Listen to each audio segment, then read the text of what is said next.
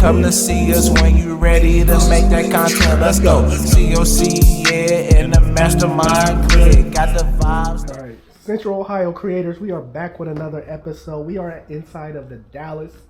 We have Melissa and Terry, the owners of the Dallas. How are you guys doing? We're doing great. Thank you for having us. No, thank you guys. We've been trying to catch up with you guys for a while now. And we appreciate you guys having us here.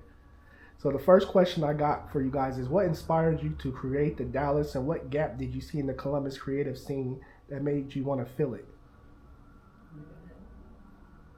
I think they've probably heard this question answered from me at least 10 times. So I think the world might want to hear your opinion on Okay. What made us want to create the Dallas, you said? Yes. What gap were we trying to fill? Actually, we started the Dallas. We moved to Milo just to start our own creative studio, kind of for us to work out of. And after a couple of months of being in the studio over at Milo, the owner was kind of like, hey, I got this building you guys might be able to do something with. And so we came over here and looked at it, and it was like a hoarder's paradise. And we ended up signing a lease and renting dumpsters and emptying out all the old and just kind of filling it with our art and our friends and music. And here we are now. Nice. What did you see any gaps where you needed, or where you felt like this space was like truly needed for Columbus? Yes, I wouldn't mind coming in there with that part, but with this part of the answer, it's hard for entry level, anybody just getting started, or anyone without like a family background or history involved in the arts to get started in the arts here and have any level of like experience at the industry standard level, or like I might be using the same mic that, you know, whatever other famous musician is using, or same stage equipment, that kind of thing, or same art supplies, or being able to have my art viewed, just like the other accomplished, you know, artists in the city. And we wanted to be that entry level point, but also be at the professional level. So if people wanted to approach us, hey, I'll see the art you guys have here. I'd love to have some of my art hanged here. How do I go about that process? And instead of it being, and I'm not judging any other jury process, instead of it being what the jury processes are, it's more of an approach, availability, and opportunity aspect. Okay. If they are just getting started and it may not be a particular art style that we're looking for at that time, we might not be prone to taking in the art. However, if it is an art style and they have an ability to expand their ability of doing art, maybe they have other range of things, like, oh, we're looking for art like this though, we'd love to hang this. So we love having that conversation and presenting the opportunity for it. Even if we don't want this from you, we may want that from you, versus it being an overall no. Which I feel like the experience of what trying to do arts in Columbus for decades has been. Is just like, if I'm not going to this school associated with these people, have this whatever person speaking for me on my behalf, I have no entry point.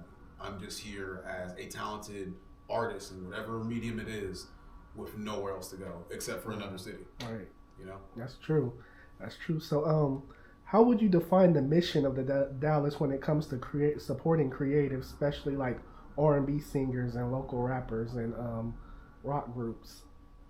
Well, we probably didn't coin this phrase, but we definitely repeated by artists for artists. We are definitely artists at our heart and soul. That's what's driven the entirety of this mission. Us, our involvement in the city, us being parents, us understanding how families need to operate if you still want to be in the arts, that kind of thing. So yeah. To you guys, what does a successful event at the Dallas look like? You want to go ahead and start that one off?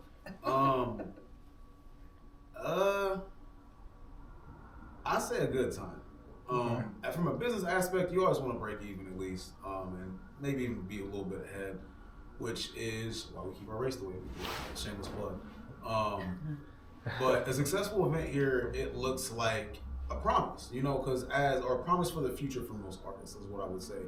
Your first event, it leaves you with room for growth. Okay. Even if you didn't make the money you wanted to make, you know what you need to change to do that. Dang, I should have had this so that that could be taken care of better, whether it's the staff you're hiring, the lineup you have, the idea you're going for. And, you know, I wanted a visual art idea, but maybe I want to fuse it together. I wanted a music idea, but maybe I should fuse more visual arts into it or something, you know. Or I want to do comedy, but maybe I should do comedy and music, you know. We've had people experiment with a lot of these ideas, and we don't limit them, and we encourage and try to connect as best as we can when we hear people churning out ideas. Yes, since actually I feel like clarity in what he was saying is the by artist for artist, meaning that a lot of the events we host here aren't hosted by Terry and myself. He has Tertiary Thursdays.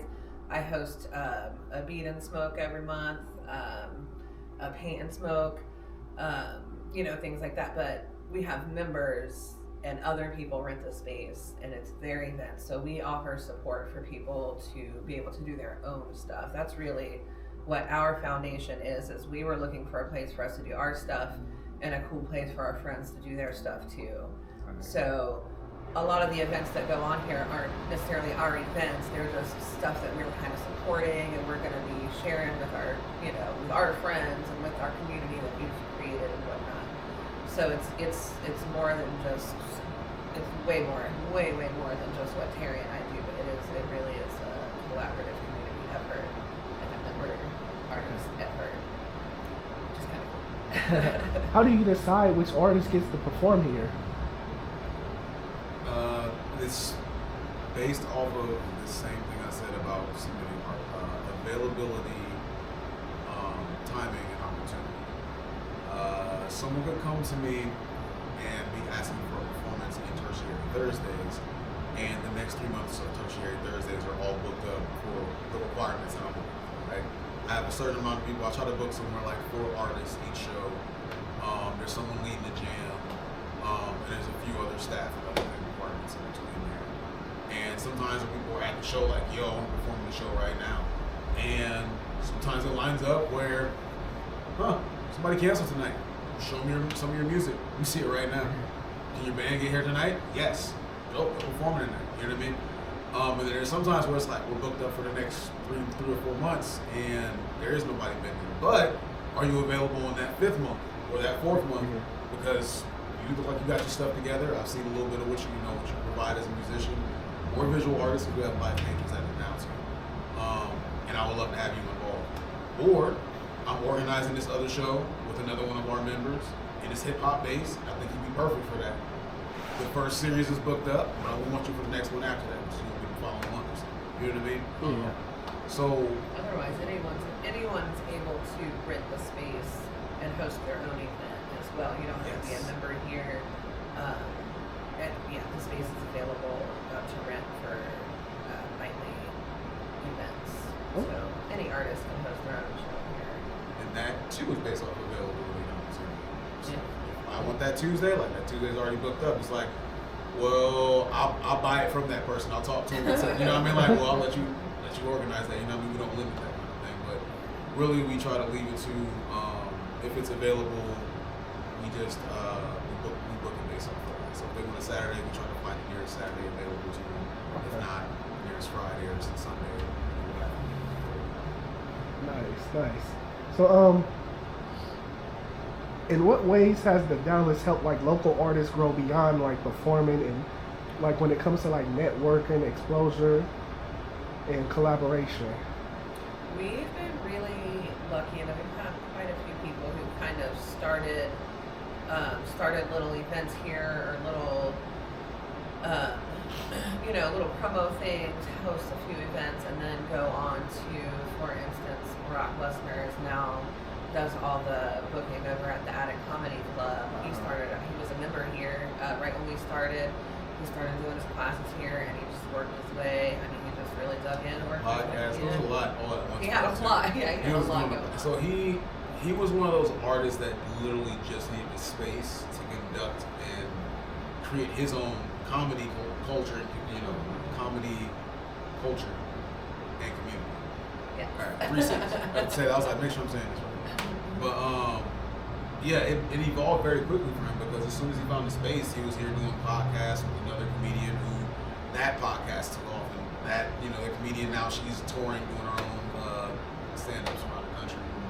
And then he took off from there, was able to get top comedians in the city, you know what I mean, that same year. Then he started becoming the booking person for that.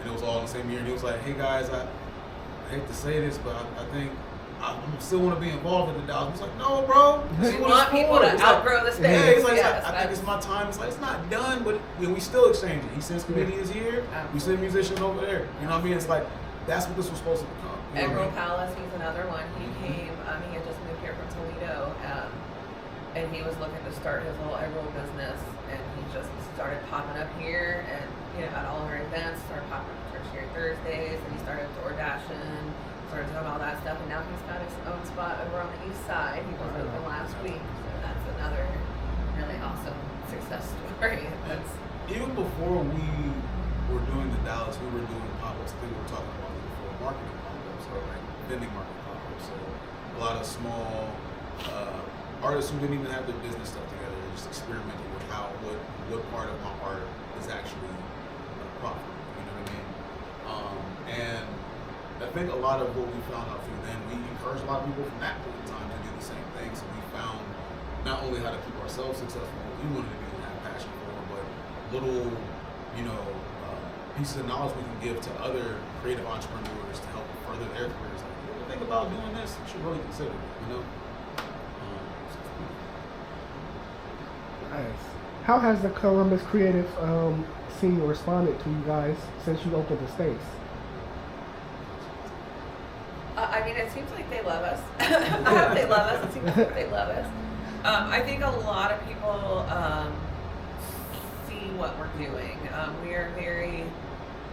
I mean, really, it's Terry and I's, you know, workspace. You know, during on a regular too. We all got here. I was painting in the back. That's real. You know, I'm in here working and painting at 6 a.m. You know, with my coffee and stuff. He's in here writing. People come in here. We have meetings. We really try to utilize that. I forgot what the question was. What was your question? My question was, let me go back to Sorry, it. How has the Columbus creative community responded to the space? Oh, responded to us, yes. I really do think it's been, yeah. I think they do. I do think they love us, right? I'm sorry, you're late to this one. No, it's okay. No, I think you did a really great job. I only have a little bit to add to this one. Perceivably beyond what I can even say of what I've experienced and seen, the magical things that have happened in this space, the bands that have formed, the people who went off from here to do things beyond this space, the celebrities or former celebrities or whatever people want to call them or whatever, people who've done notable things in their art dropping by here. What really has amazed me about how the community has responded to the space is like information I receive from family members or friends or, you know, anyone else about what they've heard about this space beyond what I've heard from someone I don't even know. And they're like, hey man, keep doing what you're doing. You're doing a great job. I'm like, oh man, thanks. I appreciate it. No. I know you're going to say it that way. I need you to really understand. You're doing a great job. And I'm actually talking about my younger cousin right now. Shout out to him, Dewan. He was like, nah, man, I'm at work at the office, and somebody walked up to me like, yeah, man, I just came back from the Dallas the other day, man. It was hot. It was like, you know, it was vibes over there or whatever. And he's like, Dallas, what you talking about? He's like, oh, yeah, man. He's like, and they're like, what you mean take me over there? Like, you can take me over there. I've been over there like 5 or 6 times already. Telling him, like, you late. You know what I mean? He's like, oh, dang, he's doing something. So between that, that's the impact in the culture that you cannot fake. You can't replicate. You can't. It's just when you get received a certain way. And I really appreciate that for the community because this is truly something I think both of us either experience in some small capacity from places like we talked about Bernie's sometimes. Like we enjoy being at Bernie's and just kicking it. Like when you first, you just told me about Insomnia, you know what I mean? Which is a whole other place where they used to get coffee and chill late at night and stuff. And we get compared to those places without even, some people come in and say those kind of words to us. And I'm like, bro, I used to perform at Bernie's all the time. For you to say that to me is like the greatest honor I can receive because that's what you want to, when you are an artist and you're trying to, you get into the space of owning a venue or you want to have the experience you had when you went to a space and you're like, man, I want to do this. Yeah. I want to be an artist because I'm in this space. It feels like it, you know. Wow. So I really appreciate it. We appreciate